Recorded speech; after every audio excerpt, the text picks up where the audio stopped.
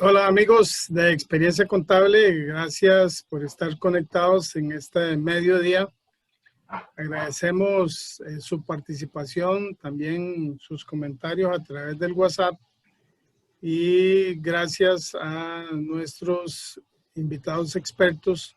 Hoy vamos a hablar sobre un tema muy importante para los profesionales en este país y también y muy especialmente para los que se dedican a temas tributarios y específicamente temas de contaduría.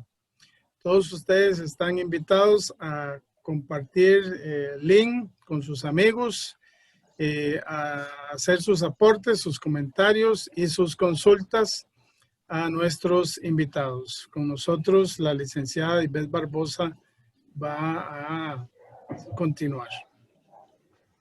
Buenas tardes a todos los que hoy nos están acompañando en este primer programa, digámoslo así, que envía Zoom ya directo, porque tuvimos unos problemitas con el Facebook, no nos quiere aceptar la transmisión y no queríamos dejar de lado compartir este tema con todos los que hoy nos siguen por redes sociales. Es un tema que hoy nos visitó, realmente nos despertó, porque la conferencia fue a las 7:30 de la mañana y trata un tema que va relacionado con nuestra profesión. En lo personal a mí me molestó un poquito porque cuando nombran nuestra profesión tantas veces durante la mañana, lamentablemente no es algo positivo, es algo de la primer sentencia a nivel de delitos fiscales que se da en Costa Rica. Entonces, dame un momentito ahí, si me ayudan con los micrófonos, los que los tienen encendidos, que me los apaguen, por favor. Yo creo que es un muchacho de Hacienda el que salió ahí, Carlos Roberto. Ajá, Carlos Roberto, parecía que era. Entonces, es un tema que nació hoy en la mañana y queremos verlo entre todos los contadores que hoy se están conectando. Invitamos a dos colaboradores que siempre han estado con nosotros viendo estos temas a nivel fiscal, que ya se los voy a presentar.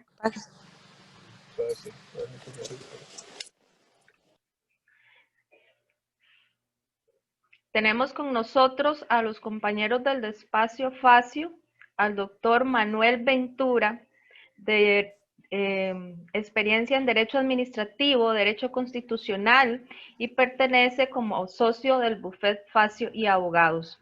También tenemos con nosotros al máster Enver Segura,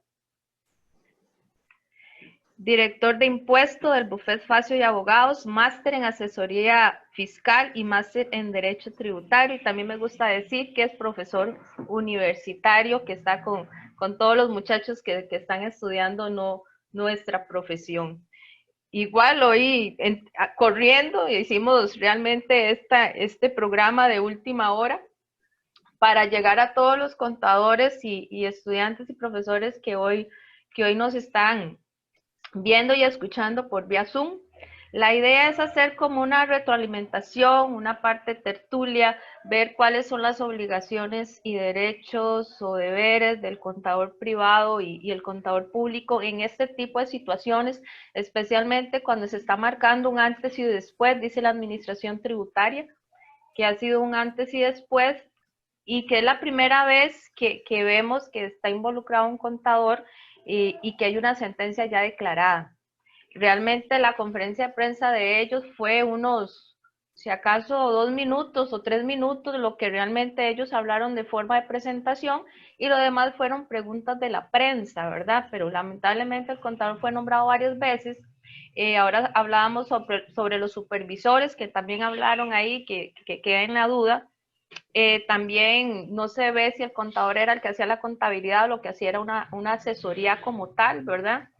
Y ha sido un caso que no se resolvió en unos años, sino se fue en varios años, creo que eran como 16 años, creo que me pareció que dijeron en la entrevista.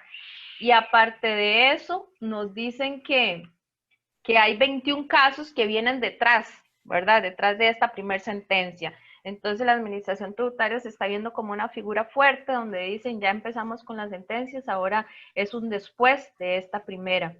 Por eso estamos invitando a nuestros compañeros y colaboradores del despacho Facio de Abogados para que toquemos este tema. Tal vez iniciamos con don Elmer, que nos hable un poco de lo que ellos como abogados sintieron realmente esta entrevista, la actuación de la administración tributaria y si es realmente un antes y un después. ¿Cómo está, don Elmer? Muchas gracias por aceptar la invitación así como corriendo, ¿verdad? El día de hoy. Muy buenas tardes. Muchísimas gracias, don Eterly y mi buena amiga Ivette, pues por el espacio y por poder compartir pues el día de hoy con todas las personas que están enlazadas en este momento. Nuevamente, muchísimas gracias en nombre de nuestro bufete Facio Abogados y estamos acá para servirles y compartir como siempre con ustedes. Pues sí, el tema digamos que se las trae, pero se las trae relativamente, quiero decir. Se habla de un antes y un después. Ya habían existido en el pasado, digamos, situaciones tributarias, pero más de índole o de orden aduanero, ¿verdad? Con los famosos CATs en aquel momento, ¿verdad? Que ya habían sido procesados penalmente las personas, pero por delito propiamente tributario como tal, entiéndase impuestos locales, por así decirlo, ¿verdad? Y nacionales. Esta es, digamos que la primera gestión formal donde una vez agotados todos los recursos en la vía jurídica o judicial de la parte penal, se logra decir que ya estas personas están, pues para efectos legales, condenados como tal, ¿verdad? El esfuerzo que ha venido haciendo la administración tributaria ha sido bastante considerable y loable, ¿verdad? En el entendido de que ha venido tratando de cerrar un poco más esa brecha. Vamos a ver, en el pasado mucho de lo que ocurría y lo que ha venido ocurriendo para efectos prácticos con este tipo de situaciones y de delitos tributarios es que lamentablemente los evasores han tenido muchísimas oportunidades o cuentan desde la perspectiva jurídica con muchísimas opciones y oportunidades, digamos, previo a ser procesados, ¿verdad? Como tal, por ejemplo, el delito de defraudación incorpora un apartado de la excusa legal absolutoria, ¿verdad? Donde alguien que hipotéticamente haya defraudado y no ha mediado todavía la administración tributaria, si esta persona echa mano de este instituto jurídico, puede perfectamente salvarse de una condena penal reparando de forma integral el daño, ¿verdad? Es decir, pagando los impuestos que por derecho le correspondían y debió pagar en algún momento. A veces la administración tributaria ha hecho mucho mérito, digamos, en este tema. Sin embargo, mucho de lo que ha afectado, digamos, esta dinámica de poder condenar a las personas, entre otras cosas, es justamente el hecho de que a veces el procedimiento está muy bien guiado desde la óptica o la perspectiva financiero-contable, ¿verdad? Y el auditor ha hecho una extraordinaria labor, pero algunos elementos que tal vez y por su desconocimiento del ámbito y el área jurídica ha podido obviar, son los que hacen que cuando esto se lleve al Ministerio Público en casos anteriores, el asunto no pueda ser culpable o considerar culpable a uno de estos contribuyentes. ¿Por qué? Porque se violentaron, por ejemplo, aspectos como la cadena de custodia de la prueba y entonces el auditor se dejó en un secuestro o en un allanamiento, se dejó más del tiempo requerido de la prueba para efectos legales, porque obtuvo de alguna manera una prueba que se llama o se puede considerar prueba espuria o prueba que está contaminada. Eso contamina o vicia como tal el procedimiento penal y entonces, aunque yo tenga una estructura muy bien diseñada para efectos de decir, este defraudó, cumple con el requerimiento y los dos conceptos específicos que son tanto el elemento cuantitativo que supere los 500 salarios base y el elemento cualitativo que es que haya dolo, ¿verdad? Yo quito uno de estos elementos que acabo de mencionar para efectos procesales en la parte penal y todo el proceso se les cae. Entonces, en este caso se ha tenido pues por lo visto, el debido cuidado de que no se vayan a dar afectaciones de ese tipo, y la administración celebra claramente pues un tema que resulta ser sumamente relevante para crear conciencia, para crear incluso como parte de sus medidas una sensación de riesgo subjetivo, ¿verdad? En caso, producto de cada una de estas situaciones, y ahora con una condena por impuestos locales, ¿verdad? Muchas gracias, don Elmer. Tal vez, don Manuel, si gusta saludar a los que están con nosotros en este momento en redes sociales y nos comparte también su opinión sobre la entrevista de hoy en la mañana. Muchísimas gracias, Ivette, y un saludo a toda la audiencia que está aquí acompañándonos el día de hoy. Yo quisiera hacer unas reflexiones que me parecen importantes y relevantes. Ellos hablan de un antes y un después, pero eso tiene que ir acompañado de varios elementos sustantivos. ¿Por qué existen estos delitos tributarios? Claramente, lo que la filosofía, lo que la lógica y la razonabilidad nos dicta es que a través de estos delitos lo que se busca es que el administrado, el sujeto tributario, cancele su obligación. Porque el costo, el elemento práctico y la logística para llevar un proceso de esta naturaleza es sumamente costosa, sumamente dilatada.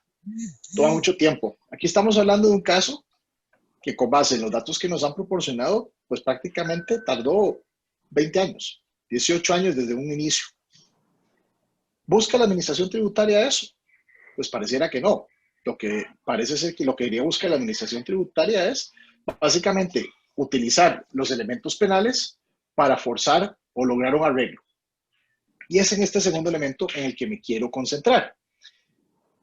La administración tributaria va efectivamente a buscar estas conciliaciones. Y don Emer, yo creo que eso es la persona adecuada para pues adentrarnos un poco en la mentalidad de Hacienda, pero si lo que buscan es llevar casos penales constantemente, pues esto va a generar una saturación del sistema penal, años de litigio y un costo-beneficio que sería importante analizar. Entonces, busca la administración tributaria usar el poder coercitivo penal para buscar arreglos, buscar formas de acuerdos para lograr pagos, o va simplemente a dedicarse a inundar el sistema penal de casos con la complejidad que eso lleva. Y ahí hay otro elemento muy importante, el elemento probatorio, porque yo creo que todos estamos pensando quiénes van a ser los responsables, el titular de las empresas, el sujeto fiscalizado, y en este caso, por ejemplo, que estamos hablando de la figura contable o de supervisores, o quién fue la persona que estructuró esta forma de operar. ¿Quiénes son los responsables? Y esto se traduce al final en un tema de prueba, porque finalmente tenemos, por ejemplo, el titular de la empresa, ¿qué es lo que va a decir? Pues yo contraté a un grupo asesor y ellos son los que me dijeron que hiciera esto, pero yo desconozco de estos temas. Y entonces eso traslada la carga de la prueba o la carga procesal a otros sujetos. ¿Qué responsabilidades tienen los profesionales? Los profesionales deben incluir en sus contratos cláusulas de responsabilidad. Son una serie de preguntas muy importantes que tenemos todos que considerar y valorar. Ya como contadores, pues analizar e incluir cláusulas específicas en los contratos de asesoría en relación a la forma de implementación de las estrategias. Y de nuevo, ser muy cuidadosos a la hora de analizar a todos nuestros clientes en lo que se está haciendo y lo que se está recomendando. Porque evidentemente aquí hay elementos muy particulares, como lo menciona muy bien don Ember, que es el deseo de efectivamente defraudar a la administración tributaria. Entonces, pues quería incluir todos esos elementos para la discusión que me parece que puede pues alimentarla de una forma muy, muy rica. Sí, aquí hay que tomar en cuenta aspectos casi que elementales sobre esta temática que involucra no solamente a los propietarios o socios de una empresa o entidad, sino más allá sus asesores, sean estos asesores legales o sean asesores financieros, contables, de manera tal que hay que hacer un análisis sobre cada uno de ellos y cuál es la responsabilidad. Vos hablaste acerca de la posibilidad de emitir un documento de responsabilidad. La pregunta aquí es, ¿ese documento salva a un profesional de una situación o lo libera de cierta responsabilidad? Es una excelente pregunta, Bentley. Aquí hay que poner las cosas en su contexto. Yo recomendaría, y eso nos viene como abogados, o nos viene como contadores o como asesores fiscales de cualquier naturaleza. Es muy importante a la hora que formalicemos una relación con un cliente, definirle al cliente qué es lo que vamos a recomendar y qué es lo que vamos a sugerir. Porque es perfectamente viable que nosotros como profesionales... Estoy en una conferencia.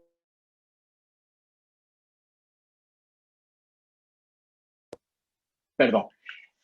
Nosotros como profesionales vamos a dar recomendaciones sujetas al régimen jurídico vigente y de acuerdo a lo que lo que está permitido.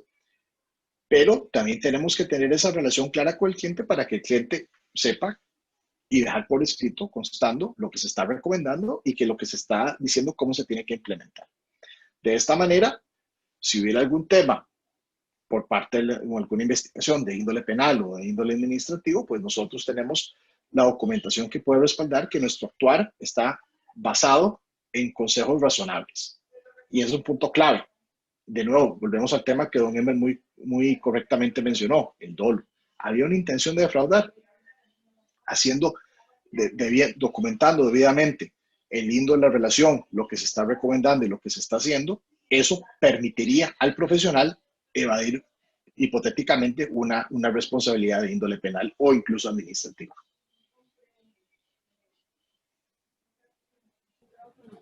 Sí, claro.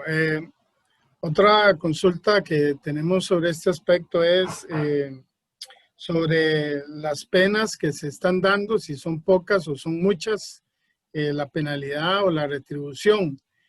Aquí hay otra relacionada sobre este tema, porque hemos visto en anteriores casos donde existe una retribución del daño al Ministerio de Hacienda antes de que llegue a un final como estos.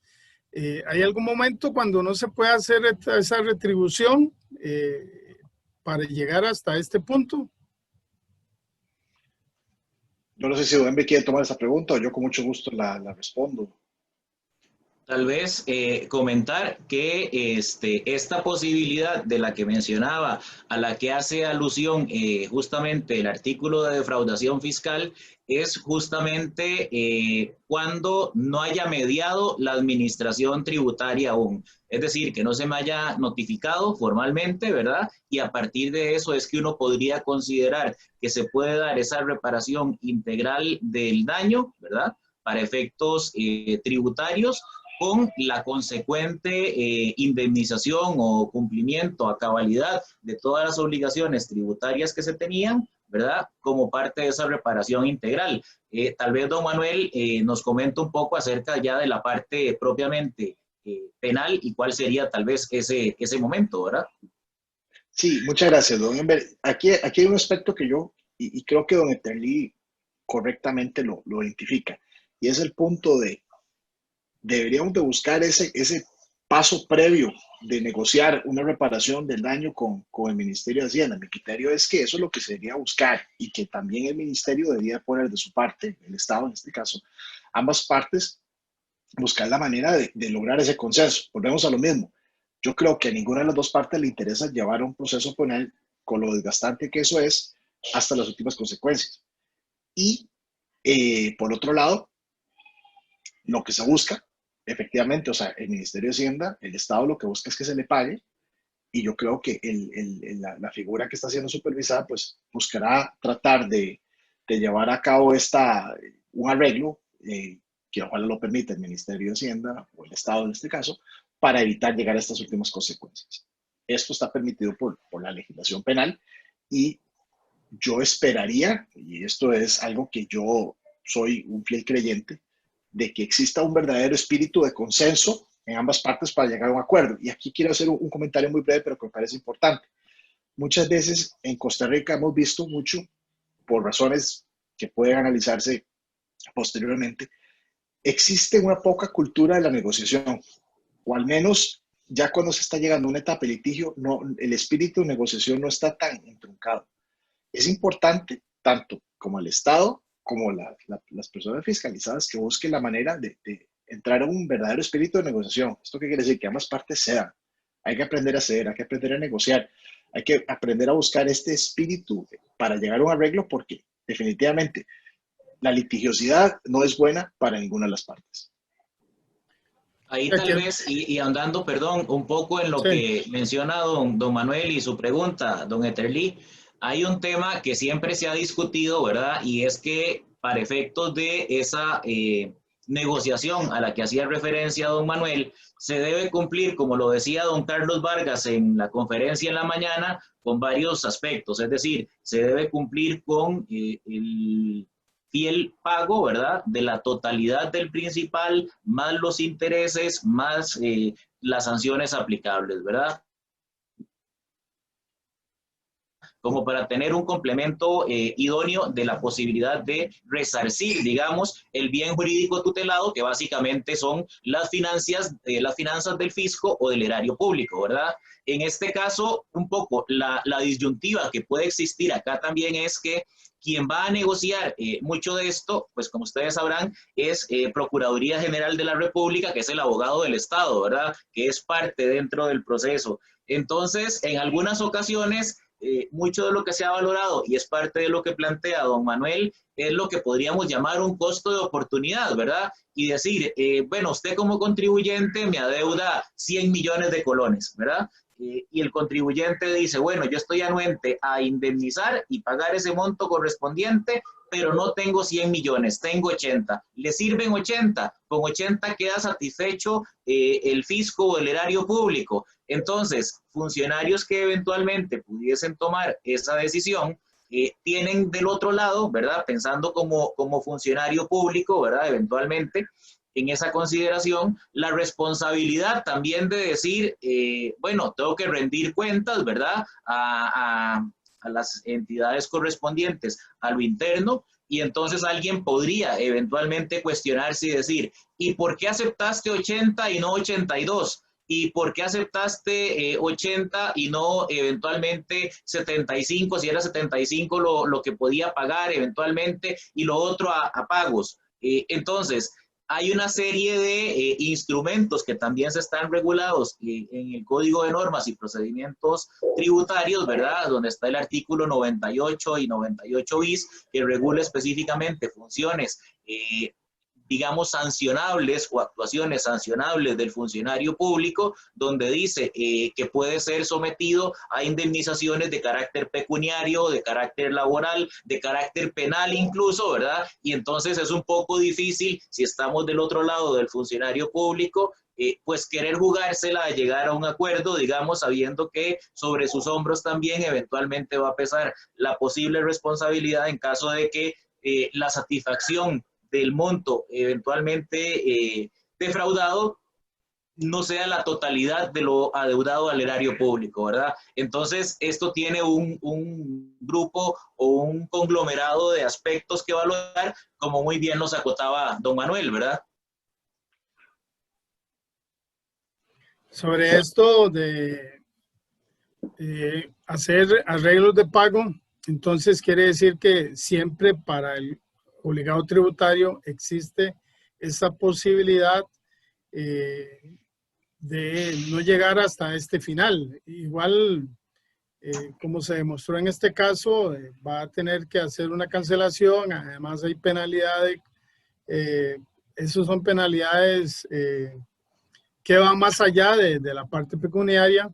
Entonces, ¿cómo hacer la cultura? ¿Cómo hacer cultura en cuanto al tema de hacer un arreglo de pago? ¿Será que a las personas o al obligado tributario le da miedo que tributación le diga, no, tiene que pagarme ya 100 millones? O tiene que pagarme la cuarta parte del monto, que a veces son elevados, y no existe esa posibilidad.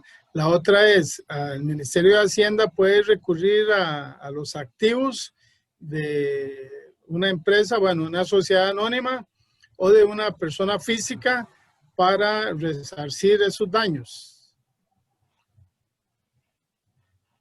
Sí, bueno, tal vez lo primero que consulta, yo diría que hay como dos mundos, ¿verdad?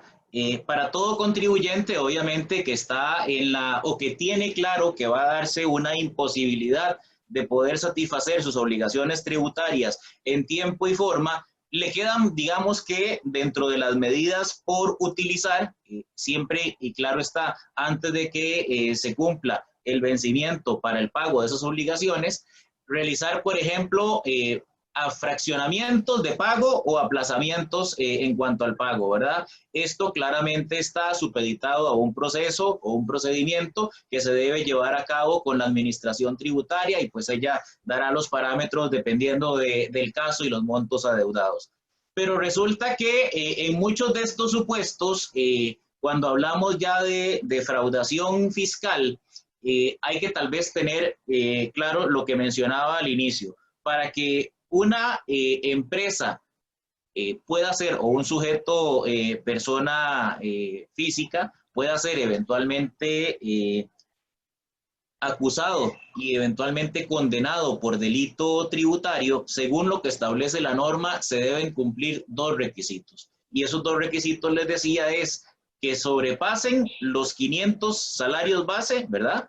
Que es una suma como de unos 220 y tantos millones de colones al día de hoy, y que además se denote o se demuestre que existe dolo, es decir, que existió un elemento artificioso, un ardid, una cierta forma de engañar a la administración tributaria. Y aquí es donde tenemos que hacer una segmentación muy importante de dos conceptos que a veces la gente tiende a confundir a lo interno a veces de la administración e incluso de forma privada, y son justamente el concepto de evasión fiscal y elusión fiscal, que son conceptos total y diametralmente distintos, antagónicos entre sí y con consecuencias jurídicas también muy distintas. Vamos a ver. En cuanto a la elusión fiscal, es lo que la misma administración tributaria en jurisprudencia reiterada ha reconocido como medidas totalmente válidas, ¿verdad? En el sentido de que cuando hablamos de elusión, hablamos de adoptar alguna forma jurídica, ¿verdad? Para poder minimizar la carga tributaria maximizando mis recursos. Es lo que a veces se conoce como estructuración fiscal o planificación fiscal. ¿Qué debe haber detrás de esto? Y es el elemento detonante y más importante. La misma OCDE a nivel internacional lo ha dicho y lo ha definido. Tiene que haber sustancia de negocio. Si yo hice un movimiento en mi forma y en mi estructura jurídica como tal, ese movimiento no debería obedecer simplemente a un tema de carga tributaria para evitar el pago de un impuesto, sino a una razón eficiente de negocio, ¿verdad? Entonces, aquí tenemos el primer elemento a considerar. Cuando ya hablamos específicamente de defraudación fiscal, es aquel que va de forma abierta, ¿verdad? Inventando gastos, omitiendo ingresos que son claros eventualmente, ¿verdad? Entre otras cosas, y valiéndose de una serie de artimañas con el fin de justamente no pagar impuestos, ¿verdad? Aquí ustedes dirán, bueno, hay un tema de diferencia, pues básicamente entre uno y otro. La línea es sutil, la línea es delgada, entonces hay que tener mucho cuidado porque si estamos hablando de la elusión fiscal, hablamos de formas lícitas, siempre y cuando, claro está, estamos hablando de apegarnos al derecho como tal, ¿verdad? Y actuar de forma lícita. Y cuando hablamos ya de la evasión fiscal, es, repito, alguien que busca no pagar al fisco o al erario público lo que por derecho corresponde, valiéndose de ese tipo de artimañas, ¿verdad? Entonces hay que tener mucho cuidado, pues en primera instancia con ese elemento, de diferenciar bien de qué estamos hablando de uno y otro, porque es que resulta que si yo puedo demostrar que fue simplemente una situación donde yo busqué una forma eficiente de tributar con una razón de negocios, eso claramente no implica un tema de dolo y entonces en el peor escenario yo podría ser sancionado de acuerdo al título 3º del Código de Normas con una infracción administrativa o una multa pecuniaria. pero si el monto excede de los 500 salarios base y se logra demostrar eficientemente y de forma indefectible el tema del dolo, pues claramente podría ser eventualmente procesado penalmente. Ahora bien, hay elementos adicionales que incluyeron también la ley 9635, como lo son las cláusulas antielusivas, como son las asimetrías híbridas de las que habla la ley de renta en su reforma también, en virtud de la 95, que son algunos de los elementos detonantes donde la administración se ha ido dando cuenta de que algunos de los contribuyentes han utilizado o han adoptado formas jurídicas que no obedecen a un tema de razón de negocio y que lo que buscan en muchas ocasiones es obtener un beneficio fiscal o una doble no tributación, ya sea local e internacional, dependiendo del conglomerado del que estemos hablando, ¿verdad? Y entonces hay que hacer un análisis muy exhaustivo, donde aquí ya también vendrían eventualmente temas de precios de transferencia y si estos se encuadran en un supuesto de asimetría híbrida, en fin, un poco la norma, digamos, hoy en día o la normativa está planteada para dos cosas, para que la administración tributaria, según el artículo 8 diga, ambos somos intérpretes de la norma. Y entonces aquí, como ambos somos intérpretes de la norma, tanto la administración tributaria como usted contribuyente, podemos tener realidades distintas. Muy apegado a lo que decía don Manuel, convénzame usted de que tiene la evidencia y la parte probatoria, los contratos, la documentación, soporte contable, etcétera, que permitan llegar a esa conclusión, porque resulta que yo, en virtud del artículo 8 de realidad económica, podría, como lo hizo en este caso, prescindir, es decir, obviar las formas jurídicas que había adoptado esta empresa que fue condenada en lo personal, las 6 personas que tuvieron esa consecuencia jurídica, ¿verdad? Porque la empresa había adoptado una forma jurídica de régimen simplificado, había segmentado las líneas de servicio en diferentes sociedades, y todo esto la administración tributaria, ¿qué dijo? Me adecuo y me aparto de la forma jurídica que usted ha adoptado, porque me parece que no es la apropiada, que es inadecuada y que lo que usted está buscando es un ardid, un engaño para pagar menos impuestos de forma totalmente infundamentada.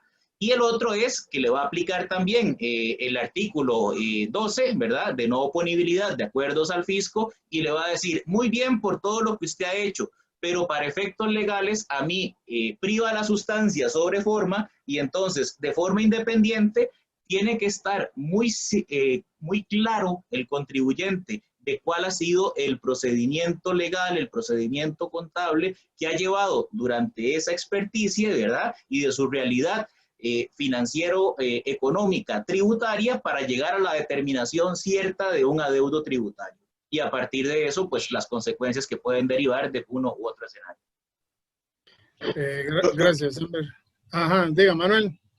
Perdón, muy rápidamente. Yo creo que también es importante que el Ministerio de Hacienda, la Administración Tributaria, también empodere a sus funcionarios y les diga, negocien bajo esta serie de criterios, ¿verdad? Darles los instrumentos para que ellos mismos se sientan en total tranquilidad y en total con los parámetros adecuados para poder sentirse en libertad de poder establecer negociaciones con las partes fiscalizadas, porque eso va a generar mayor eficiencia.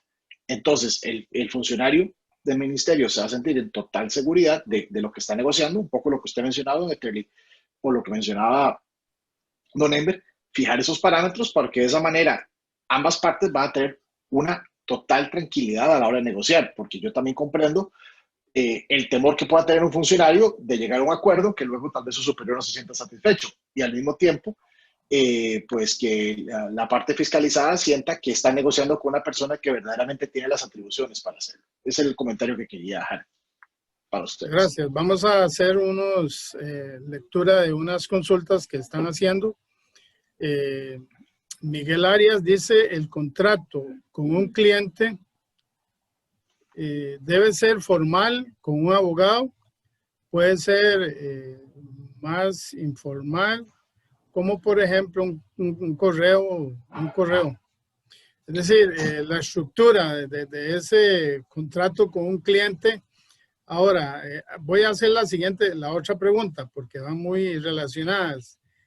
respecto a las cláusulas de responsabilidad para el caso de contadores, que son parte de la planilla de la empresa, ciertamente, ¿cuál es la manera de plasmar correctamente esa responsabilidad? Porque no sé cómo funciona aquí. El que es mandado es liberado de responsabilidad, sí o no. Ciertamente existe un contrato de trabajo según el Código de Trabajo relacionado a este tema de responsabilidad. Entonces son dos preguntas. Uno, que si el contrato tiene que estar hecho ante un abogado. Y el segundo caso es qué pasa con los profesionales en planilla. Ok, tal vez... Adelante, Dani, por favor. Gracias. Tal vez un primer elemento para cederle la palabra a don Manuel. Hay que recordar un elemento fundamental en esto de los contratos, tratándose específicamente de los contratos de servicios. La parte laboral ahorita la vamos a analizar. Pero en materia de contratos de servicios, por ejemplo, ¿verdad? Recordemos que la obligación de un profesional, por ejemplo, en derecho, es en cuanto a la asesoría fiscal que eventualmente le brinde a uno de sus clientes, ¿verdad? Y esto para los temas de servicios, es una obligación de medios, ¿verdad? No es una obligación de resultados. ¿Qué quiere decir esto en palabras muy sencillas? Que yo voy a hacer lo mejor a mi entendimiento, como lo decía don Manuel, para poder, valorando mi conocimiento, mi experticia, la norma vigente, la norma actual, dar la mejor asesoría como tal fiscal a un cliente.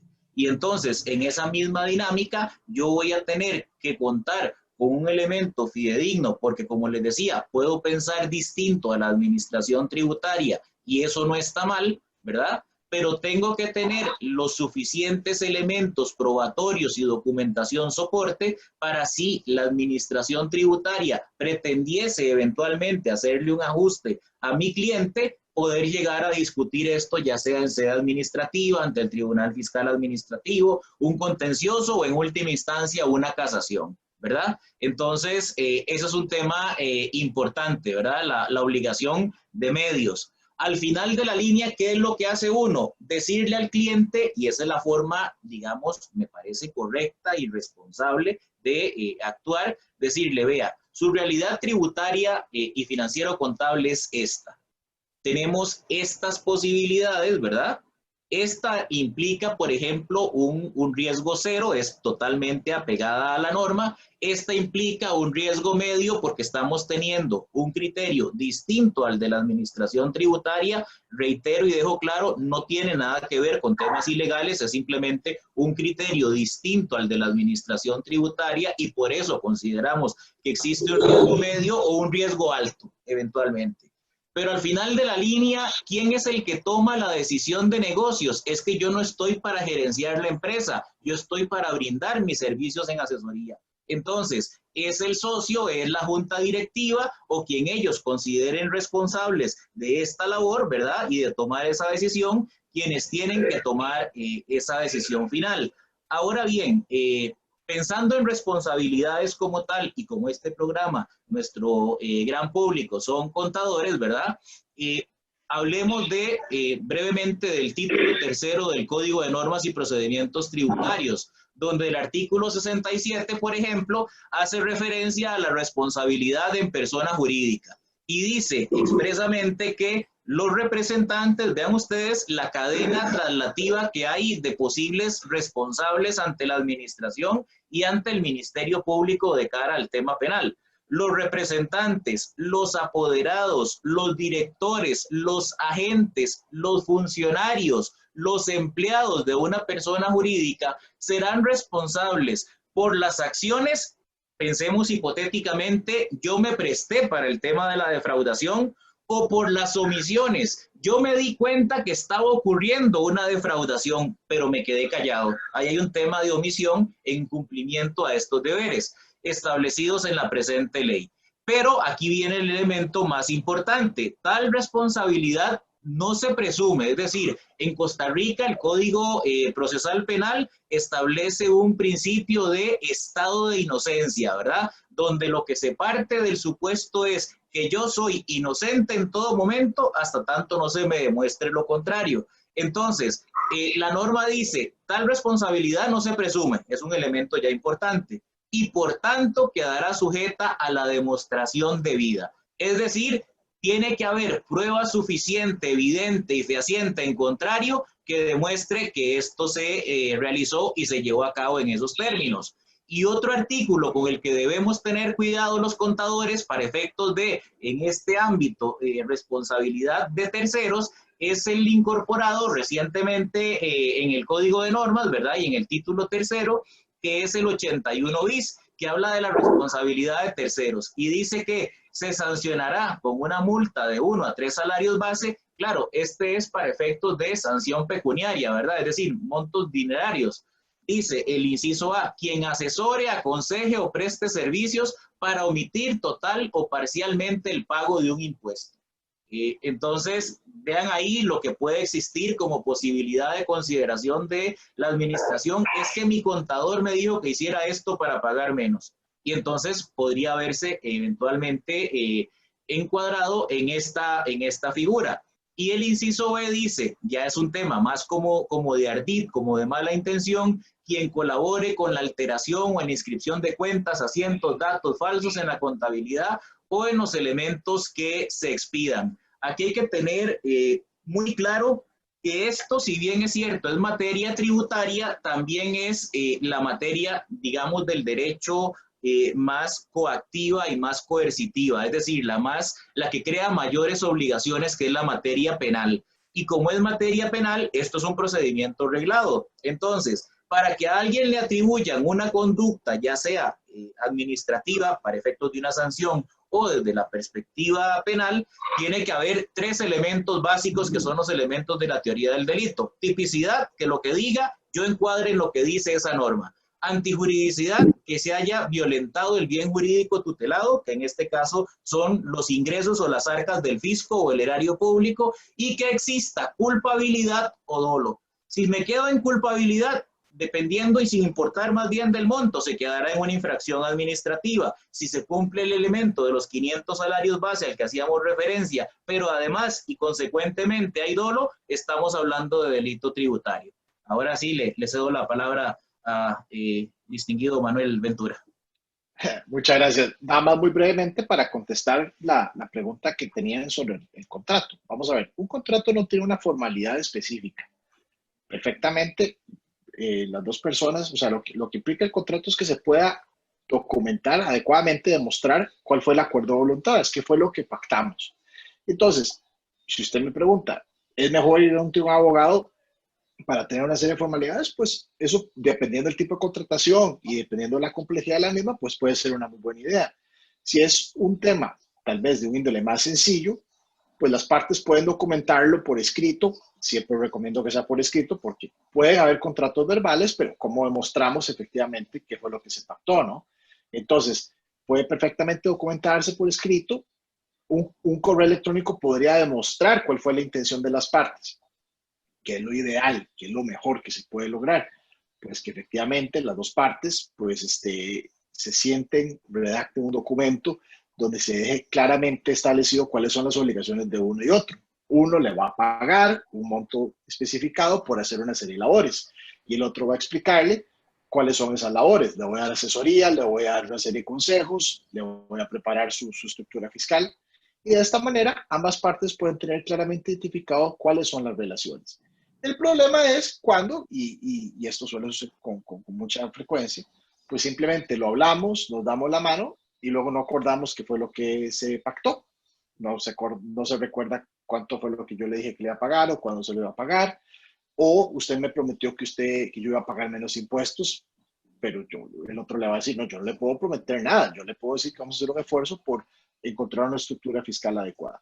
Entonces, estos elementos son muy importantes. Yo creo también que nuestros colegios profesionales siempre tienen pues una asesoría y unos elementos importantes para conversarlo con ellos y que nos den unas pautas ya sea modelos o estructuras mínimas que podamos tener. Los colegios profesionales en eso siempre dan una asesoría muy importante que pueden ayudarle a sus agremiados a tener claro cuáles son los elementos que se pueden incluir en los contratos para cuando nos están pues pidiendo nuestros servicios. Muchas gracias a Enver y a don Manuel. Realmente ha sido unos minutos, digámoslo así, de compartir realmente esta noticia del día de hoy, que fue la primera sentencia en delitos fiscales en nuestro país, que dicta un antes y un después sobre este tema. Los que están aquí acompañándonos ahora, ambos son abogados, pero nos gustaría también escuchar la opinión de alguno de los contadores que están aquí presentes, como para ir cayendo en conclusiones del día de hoy. Don Luis Daniel se encuentra entre los participantes. No sé si don Luis Daniel quisiera darnos unas palabras. Ya él hizo un comentario ahí en el chat, pero me gustaría que tuviera una pequeña participación el día de hoy sobre el ámbito o cómo percibimos nosotros los contadores privados, que somos los que hacemos la ejecución de la contabilidad el día de hoy. No sé si don Luis Daniel nos sigue con nosotros y nos puede dar ese aporte sobre nuestra profesión de los contadores privados desde la perspectiva de cómo vivimos nosotros en el momento de escuchar que nombraran tantas veces a un contador, pero de manera lamentablemente negativa, donde también está sentenciado en conjunto con los dueños de las empresas y los supervisores. No sé si Luis Daniel está con nosotros y nos puede aportar. Claro que sí, Ivette, con muchísimo gusto. Muchísimas gracias, Luis Daniel. Hay aquí todo un tema que hemos venido tratando con algunos colegas durante muchos años y que no se ha llegado a nada. El contador como tal es responsable de representar o presentar los resultados económico-financieros de una organización, del flujo de operaciones que esa organización tiene y que se refleja en documentos digitales o documentos físicos, como actualmente ocurre. La actividad de un contador deviene de su necesidad de ganar dinero, de poder sostener a su familia. Cuando la tributación establece o la ley establece para la tributación esa responsabilidad del contador privado sobre las evasiones que pueda hacer, ocultaciones que pueda hacer una empresa de los impuestos, está asumiendo que el contador tiene poder de decisión sobre la actitud del dueño. Y no es así. Por otro lado, sabemos que hay muchas empresas y hay personas que pues, no les gusta, realmente no les gusta pagar el impuesto tal y como reflejan sus resultados. Y ahí viene otro problema más grave. Yo como contador tengo una familia que mantener, ojalá chiquillos pequeños, estoy pagando la casa, estoy pagando el carro, lo que sea, y el dueño me dice, mire, yo no voy a pagar esa cantidad de impuestos, yo necesito pagar menos. Bueno, uno le puede decir, es que no es cosa de pagar menos o pagar más, es cosa de pagar lo justo. Sí, pero vea, yo voy a pagar nada más X cantidad, ve a ver usted cómo hace. Entonces yo le digo como contador, no, yo no voy a ver cómo hago, ese es el monto a pagar. Y el dueño de la empresa me dice, sí, bueno, está bien, yo busco a alguien que me diga cómo hacer. Yo me voy para la casa, posiblemente aparecerá alguien que le diga cómo hacer. Yo me quedé sin trabajo. Y si a esa empresa no la revisaron, pues nunca pasó nada. Entonces, como que la ley nos aprieta por un lado y nos estruja por el otro. Hay que encontrar un medio, un equilibrio, donde podamos realmente tener el apoyo. La ley incluso deja ver que si yo soy un cómplice, si he callado cuando veo que hay evasión de impuestos. pero si yo voy y denuncio, bueno, en este tiempo he visto que la tributación incluso dura 6 meses o más para atender una queja, pero si yo voy y denuncio, entonces la ética establecida me dice que yo he sido infiel con mi patrón. La ley no me ampara y el patrón me despide. Entonces, o sea, no puede ser que sobre un contador recaiga toda la responsabilidad. No puede ser que no haya una ley que nos proteja o que al menos equilibre un poco la situación. Y en esto creo que el colegio de alguna manera ha sido un tanto omiso, porque hay que buscar ese equilibrio. Yo no apoyo la evasión, pero entiendo perfectamente la situación de algunos contadores donde su empleador simplemente le dice, vea, yo no puedo pagar eso o no quiero pagar eso, y usted ve a ver cómo hace. Y si no ve cómo hace, pues yo veo un cambio de nombre de mi contador, ¿verdad?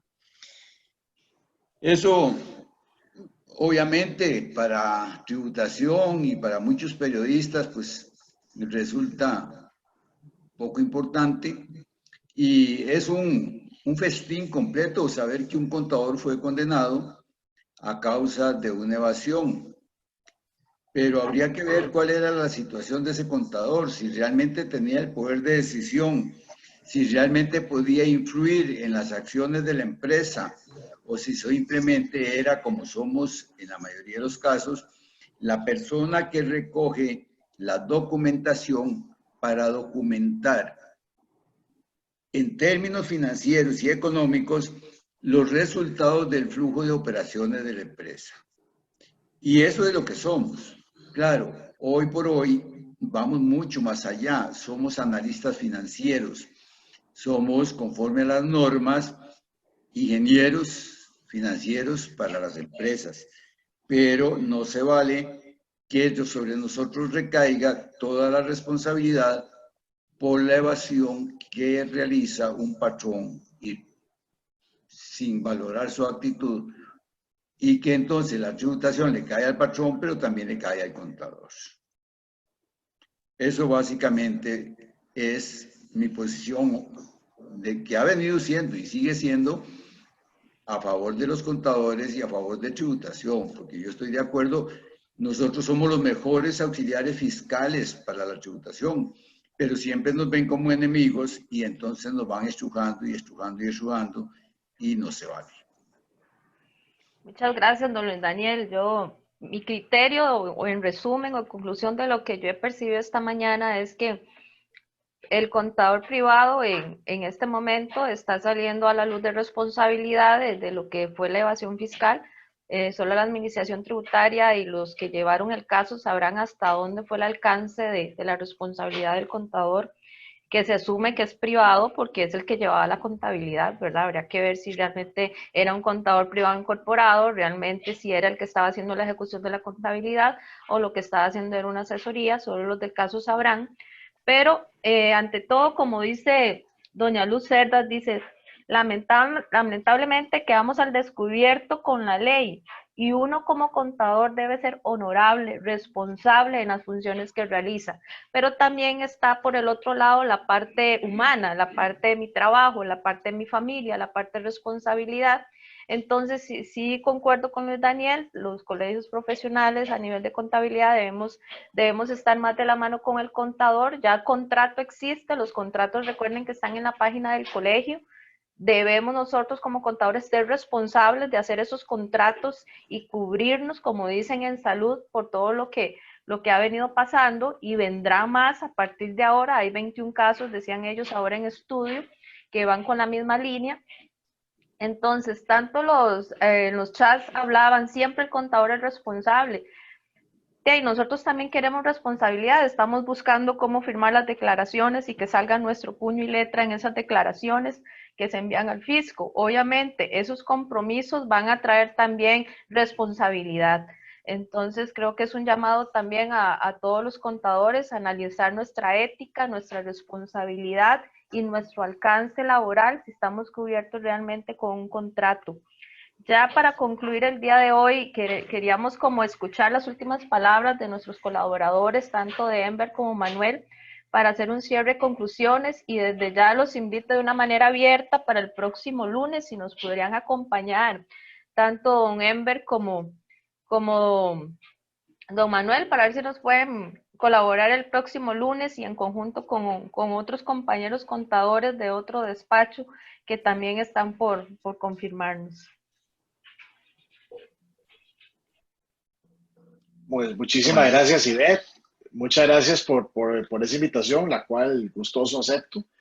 Y pues a manera de conclusión, de parte mía, pues yo creo que lo que nos tiene que quedar claro es que la administración tributaria está buscando pues tomar nuevas medidas agresivas en torno a la defraudación fiscal. La defraudación fiscal es un delito, nadie está a favor de él, pero lo que sí tenemos que nosotros como profesionales es buscar la medida de documentar nuestra labor de forma correcta y adecuada para que se demuestre que estamos actuando de buena fe, profesionalmente y, como han mencionado todos los oyentes, que me parece muy importante, con honorabilidad, que es un tema de suma importancia.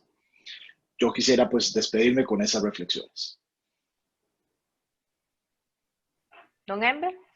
Sí, tal vez de mi parte, de forma muy puntual, coincido con mucho de lo discutido y aportado en términos de esa responsabilidad del contador, y solo el que está, como decía don Luis, en sus propios zapatos sabe lo que le chiman, ¿verdad? Entonces, hay un tema claramente de honorabilidad, hay un tema de apegarse a la ley, ¿verdad? En el caso de los contadores, programas como el de ustedes, Ivette y don Eterly, que propician ese refrescamiento y ese estar al día con los conocimientos contables, tributarios y demás, son una situación pues muy loable, porque es que resulta que el contador, como decía también don Luis, ya no solamente es el que registra e incorpora información financiero-contable, sino que además, y tiene en mucho, dependiendo del escenario y la posibilidad que tenga de cara al contribuyente, la obligación de tener clarísimo que está aplicando de forma correcta las NICs, las NIF, las SIC, las CINIF, y que está aplicando las vigentes, que está aplicando las que operan específicamente para el giro de negocio de esa empresa, que las está aplicando correctamente, que una vez que aplicó todo esto correctamente, esto está en perfecta armonía con la NIC 12, ¿verdad?, de cara a la conciliación fiscal, que además aplicó adecuadamente las normas tributarias vigentes y ahora sí le puede dar el visto bueno para subir la declaración. Eso es una labor bastante considerable, bastante amplia y de mucha responsabilidad. Y de cara ahora al tema de esta situación de la administración tributaria, mucho de esto es que la administración tributaria, y eso tenemos que tenerlo muy claro, es una administración tributaria que está ahora muy bien preparada. Alguna gente antes creía que, y me perdonan por lo popular de la expresión que voy a decir, que a la administración tributaria le daban a tolillo con el dedo. Eso ya no existe. La administración tributaria está preparada, está capacitada, ¿verdad? Y mucho de lo que se trata de buscar con ese tipo de situaciones, y es uno de los tantos planes que cuenta la administración tributaria, es crear lo que se llama una sensación de riesgo subjetivo, ¿verdad? Y entonces, como medida ejemplarizante, poder decir, vea usted, empresario que está evadiendo, sepa que usted podría ser el siguiente en esta lista. Vea usted, gerente financiero o gerente contable, usted podría ser el siguiente. Vea eventualmente usted, empleado, vea usted, contador. Eso es un poco, digamos que en la medida, el mensaje, ¿verdad? También como subliminal, si se quiere. Y entonces, este es el primero de muchos que vendrán. Y entonces la mejor recomendación es adecúe todo dentro siempre del marco de la ley, ¿verdad? De que devenga su actuar siempre dentro del ámbito de la ley. Prepárese, actualícese y demás para poder hacerle frente a distintas situaciones que se le pueden venir y que le pueden aquejar. Y todavía más importante, tenga de todo prueba, documentación, respaldo y evidencia que pueda eventualmente evitar algún tipo de responsabilidad o un grado de participación incluso en un delito para que no se vea perjudicado. Y nuevamente de parte de Facio Abogados, como lo decía don Manuel, encantados de estar compartiendo con ustedes y siempre será un gusto venir y acompañarles cada vez que ustedes lo requieran. Que tengan muy buena tarde. Gracias Manuel, gracias Ember y gracias a todos ustedes que han estado conectados. Les invitamos el lunes a partir de las 8 de la noche en su programa de Experiencia Contable con este tema para ampliarlo. Muy importante para todos los profesionales, tanto abogados como contadores.